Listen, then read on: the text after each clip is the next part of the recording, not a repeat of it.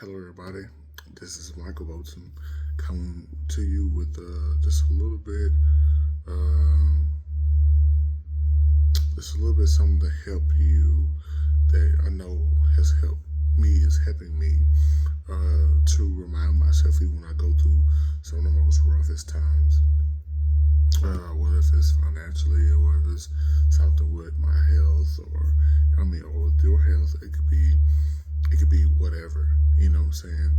This here, I think if we take a hold of it, that it will help us. It'll help center us back to what I know God's plan is that for us to put things in His hand. Uh, if you go to Matthew 6, we start at 25. Uh, it says Jesus tells them, or he asked them about why they're so anxious about their life, and what they gonna eat and what they gonna drink. So that's lets us know that they're worried, they're considerate about these things. They're worried, they're fearful about what they're gonna eat and they drink.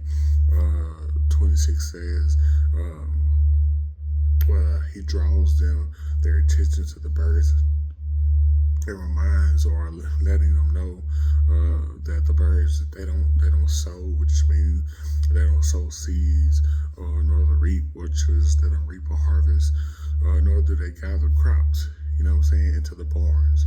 But Jesus lets them know that the Father still feeds them. The Father still takes care of them.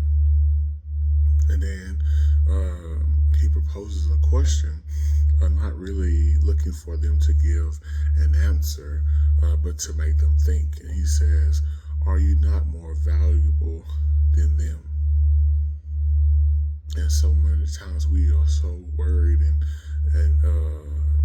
just overwhelmed because we are so worried about bills and our health and maybe your children or whatever it is. And it's like we gotta remind ourselves of who we serve. You know what I'm saying? I know things might not always work out the way you want it to. I get it. That's all of us. It never work. It never always works out in our timing. But we should know that our Father that is in heaven, he's looking out. He knows our needs.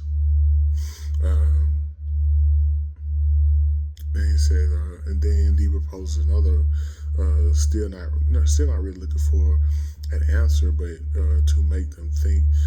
He says, "In which of you, by being anxious, can add a single hour to expand their life?" Like, with all this worrying you're doing, like, what all this worrying you're doing, like, is it how are you adding? Or can you add another, cubic, or can you add more life to you by doing all this worrying that you're doing? All this worrying you're doing, most of the time, is killing you. So many people get sick because they worry and they fear for every single thing. They begin to lose hair, their skin begin to break out, their body, their kidneys, and high blood pressure, and all this other stuff. You gotta be put on medicine, all because you are so fearful and worried about every single thing. He says, with all this worrying, like I said, what can you add life to you? And I'm gonna tell you right now, no. Like I said, most of the time you're killing yourself. 8:28. He says, "Look at the lilies. They do not labor nor or spin like wool to make clothing. They don't do none of that." 30. Jesus says, "But if God so clothes the grass of the field, which is one day here and the next day is gone," you know what I'm saying? Then he says, "Will I not much more clothe you or take care of you?" If the lilies of the field is getting taken care of, If the grass of the field is being taken care of, what about you? And you got to understand that you carry the image of God. You are made in His image. The lilies of the field, the birds of the air, none of those are made in the image of God. You carry His image, so He's going to take care of you. You can rest assured that if you truly give it over to God, that God is going to work things out in your favor, but for His glory. I'm not telling you that it's going to work out the way you want it to work out, but God is going to orchestrate your situation to work out in your favor, but His glory.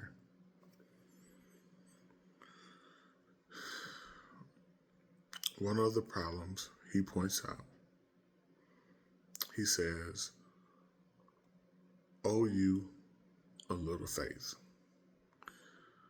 And when he says, he's saying that he's not saying that they don't have faith at all. He's saying that they have little faith.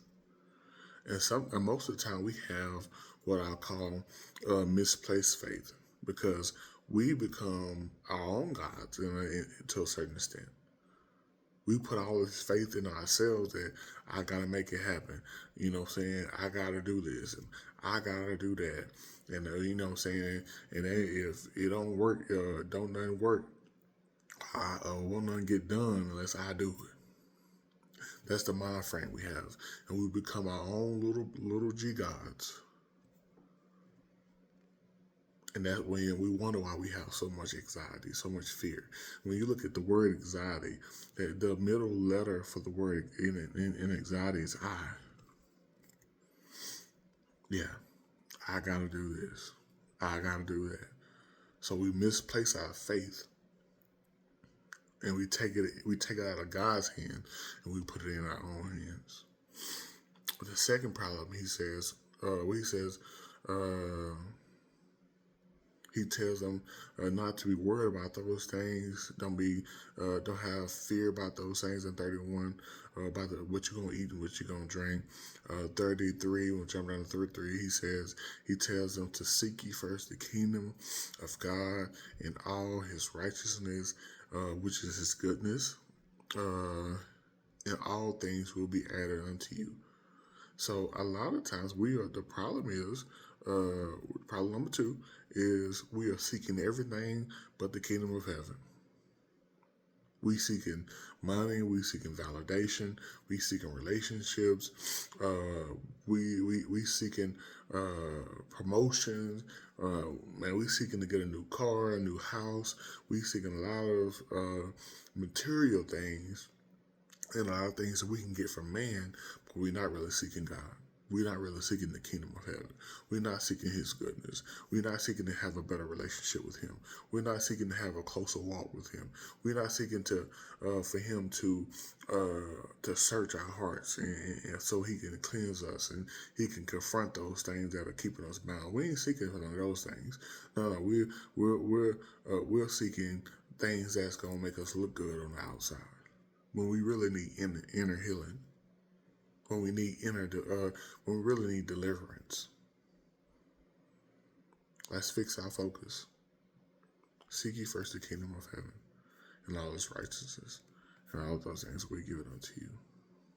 Don't worry. Have faith in God.